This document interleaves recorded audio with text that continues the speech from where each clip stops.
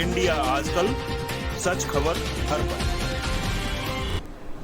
Hello दोस्तों, नमस्कार। मैं हूं आईपीएस यादव। आप देख रहे हैं इंडिया आजकल, सच खबर हर पल। पेश है आज का वीडियो। जीवन एक इकोलॉजी है। ओशो का प्रवचन है, बहुत ही अच्छा। समर्पित जीवन का विज्ञान। कृष्ण यह कह रहे हैं इस छोटे से सूत्र में कि जीवन एक संयुक्त घटना है। आकाश में बादल भी चलता है तो वह भी हमारे प्राणों की धड़कन से जुड़ा हुआ है, और सूरज भी चलता है तो वह भी हमारे हृदय के किसी हिस्से से संयुक्त है। अभी सूरज ठंडा हो जाए तो हम यहीं पर सब ठंडे हो जाएंगे। 10 करोड़ मील दूर है सूरज, हमको पता ही नहीं चलेगा कि वह कब ठंडा हो गया, क्योंकि वहां से कोई अखबार भी नहीं निकलता, वहां से कोई सूचना भी नहीं आएगी। पर हमको यह भी नहीं पता चलेगा कि वह ठंडा हो गया, क्योंकि उसके ठंडे होने के ठीक 8 मिनट बाद हम लोग ठंडे हो जाएंगे। ठीक 8 मिनट बाद। 8 मिनट बाद इसलिए इतनी देर लगेगी क्योंकि 8 मिनट तक उसकी पुरानी किरणें हमारे काम आती रहेंगी, जो चल चुकी हैं। उसके ठंडे होने के पहले 8 मिनट बाद हम लोग ठंडे हो जाएंगे। इससे उल्टा भी हो सकता है, यानी इसका उल्टा भी सच है। वो क्या? वो यह है कि अगर सूरज से हम जुड़े हैं और अगर सूरज के बिना हम ठंडे हो जाएंगे, तब दूसरी बात आपसे कहता हूं जो इस मुल्क ने अकेले हिम्मत की है कहने की, और वह यह है कि अगर हम भी ठंडे हो जाएं, तो सूरज भी कुछ गंवा देगा। अब यह जरा कठिन मालूम पड़ता है समझना, लेकिन यह भी समझ में आ सकेगा। अगर जीवन इंटर रिलेटेड है, अगर पति के मरने से पत्नी में कुछ कम हो जाता है, तो पत्नी के मरने से पति में भी कुछ कम जरूर हो जाता है। अगर सूरज के मिटने से पृथ्वी ठंडी हो जाती है, तो पृथ्वी के ठंडे होने से सूरज भी कुछ न कुछ ठंडा हो जाएगा, और उसके अंदर भी कुछ न कुछ टूटेगा और बिखरेगा। तो इसका अर्थ यह हुआ कि जीवन संयुक्त है, एक दूसरे से जुड़ा हुआ है। तो जब कृष्ण यह कहते हैं कि अन्न से बनता है मनुष्य, तो वे यह कह रहे हैं कि पदार्थ और चेतना में कोई बुनियादी भेद नहीं है, दोनों एक ही चीज है। पदार्थ से ही बनती है आत्मा। इसका मतलब सिर्फ इतना है कि पदार्थ भी पदार्थ नहीं है, वह भी छिपी हुई यानी लेटेंट आत्मा है, वह भी गुप्त आत्मा है। आप अन्न खाते हैं, वह खून बनता है, वह हड्डियां बनता है, चेतन बनता है और चेतना बनती है, और होश बनता है, बुद्धि बनता है। तो निश्चित ही जो अन्न बनता है वह उसमें छिपा हुआ है, वह भी जीवन है। यानी कहना चाहिए कि वह भी बिल्ट इन जीवन है। उसके भीतर जो आप में आकर फैल जाता है और खिल जाता है। अन्न आता है वर्षा से, वर्षा आती है यज्ञ से। क्यों? यज्ञ का यहां पर क्या अर्थ है? यहां कृष्ण यह कह रहे हैं कि जब मनुष्य अच्छे काम करता है और जब मनुष्य परमात्मा पर समर्पित होकर, परमात्मा के प्रति समर्पित होकर जीवन जीता है, तो परमात्मा उसकी फिक्र करता है, हर तरह से उसकी फिक्र करता है, और पूरी प्रकृति उसकी चिंता करती है हर तरह से। बादल वर्षा डालते हैं, वृक्ष फलों से भर जाते हैं, नदियां बहने लगती हैं, सूरज चमकता है।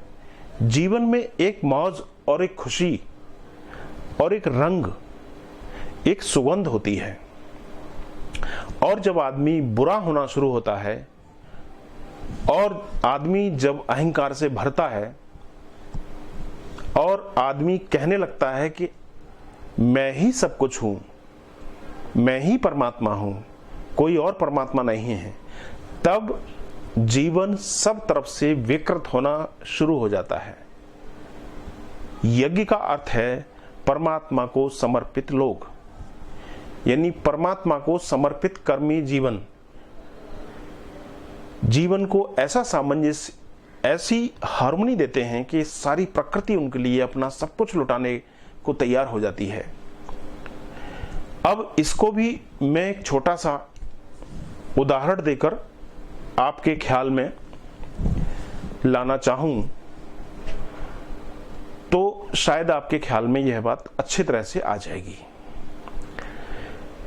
यूके में ऑक्सफोर्ड यूनिवर्सिटी में एक छोटी सी प्रयोगशाला है जिसका नाम है डिलाबार। वहां पर वे लोग कुछ बहुत ही गहरे प्रयोग कर रहे हैं। उसमें से एक प्रयोग मैं आपको याद दिलाना चाहता हूं। वह प्रयोग यह है कि उन्होंने 2 क्यारियों में बीज बोए, 1 से बीज 2 क्यारियों में, 1 सी खाद, 1 सी क्यारी, 1 सा सूरज, 1 सा हर चीज, हवा पानी। लेकिन एक क्यारी के ऊपर उन्होंने पॉप म्यूजिक बजाया, और पॉप म्यूजिक जो आज सारी दुनिया की नई जनरेशन का संगीत है, संगीत कम है, विसंगीत ज्यादा है, लेकिन उसका नाम तो संगीत ही है, तो हम उसको संगीत ही कहेंगे। तो पॉप म्यूजिक बजाया रोज 1 घंटे, और दूसरी क्यारी पर क्लासिकल शास्त्रीय संगीत बजाया। बीथोवन, मोज़ार्ट, वेजनर, इन लोगों का संगीत बजाया। शास्त्रीय संगीत जो कि सही अर्थों में स्वरों का संगम और सामंजस्य है। बड़ी हैरानी का अनुभव हुआ, और यह प्रयोग वैज्ञानिकों के द्वारा किया गया था। जिस क्यारी पर पॉप म्यूजिक बजाया गया, उस क्यारी के बीजों ने फूटने से इनकार कर दिया, और जिस क्यारी पर शास्त्रीय संगीत बजाया गया उसके बीज जल्दी ही फूट गए, यानी अंकुरित हो गए, और समय से पहले अंकुरित हो गए। बमुश्किल पॉप वाली क्यारी के बीज फूटे भी तो उनमें जो अंकुर आए अर्धमृत, पहले से ही मरे हुए, उनमें फूल तो लग ही नहीं सके होंगे। और शास्त्रीय संगीत वाली क्यारी पर जैसे फूल साधारणतः उन बीजों से आने चाहिए थे, उससे 1.5 गुना ज्यादा बड़े फूल आए, और 1.5 गुने ज्यादा बड़ी संख्या में आए। अब डिलावर लेबोरेटरी के वैज्ञानिकों का कहना है कि संगीत की जो तरंगें पैदा हुई, उन्होंने अंतर पैदा किया। क्या संगीत से जब तरंगें पैदा होती हैं तो आदमियों के कर्मों से तरंगें पैदा नहीं होती होंगी? यह सोचने वाली बात है। और अगर संगीत से तरंगें पैदा होती हैं तो क्या आदमी की चेतना, चित्त की अवस्थाओं से तरंगें पैदा नहीं होती हैं? क्या अहंकार से भरा हुआ आदमी अपने चारों तरफ विसंगीत पैदा नहीं कर रहा है? क्या अहंकार से शून्य विनम्र आदमी अपने चारों ओर शास्त्रीय संगीत को नहीं फैलाता है? तो कृष्ण जब कह रहे हैं कि यज्ञ से वर्षा होती है, वर्षा, तो वे यह कह रहे हैं कि जब निरअहंकारी लोग इस पृथ्वी पर जीते हैं तो सारा जीवन उनके लिए सब कुछ करने के लिए तैयार हो जाता है जो वह चाहते हैं। बादल भी वर्षा करते हैं, पौधे भी अन्न से भर जाते हैं, अन्न भी प्राणों को लेकर आता है। और जब व्यक्ति गलत तरंगे अपने चारों ओर फैलाने लगते हैं तो यही होता है महामारी, जैसा कि आज हो रहा है। और यह भी मैं आपको कहना चाहूं कि आप कहेंगे कि संगीत से व्यक्ति की तरंगों का क्या संबंध है? व्यक्ति से कोई तरंगें उठती हैं क्या? तो आप में से बहुतों को निरंतर अनुभव हुआ होगा कि जब आप किसी एक व्यक्ति के पास जाते हैं या उसके पास बैठते हैं तो अचानक आपको रिपल्सिव महसूस होता है, यानी विकर्षण, कि जैसे दूर हट जाए, जैसे कि कोई चीज आपको धक्का देती है। लेकिन जब किसी और के पास जाते हैं तो आपको लगता है कि आलिंगन से भर लें, जैसे कोई पास बुलाता है, कोई चीज आपको खींचती है, अट्रैक्ट करती है। अब इसका क्या मतलब है? खैर, ये मनोभाव है, हो सकता है कल्पना हो। फ्रांस के एक वैज्ञानिक ने एक यंत्र विकसित किया है, जो यंत्र यह बताता है कि व्यक्ति से जो तरंगें निकल रही हैं वो रिपल्सिव हैं या अट्रैक्टिव हैं।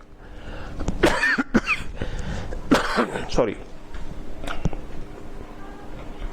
जैसे आप वजन तौलने की मशीन पर खड़े होते हैं और कांटा घूमकर बताता है, ऐसा ही उस मशीन के सामने जब आप खड़े हो जाते हैं तो कांटा घूमकर बताना शुरू कर देता है कि इस व्यक्ति से जो किरणें, जो तरंगें निकल रही हैं, वे लोगों को दूर हटाने वाली होंगी कि पास खींचने वाली होंगी।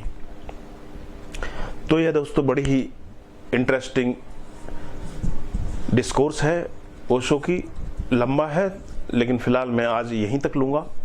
इसका अगला भाग मैं अगले वीडियो में आपके सामने पेश करूंगा। तब तक आप देखते रहिए इंडिया आजकल, सच खबर हर पल। नमस्कार। इंडिया आजकल, सच खबर हर पल।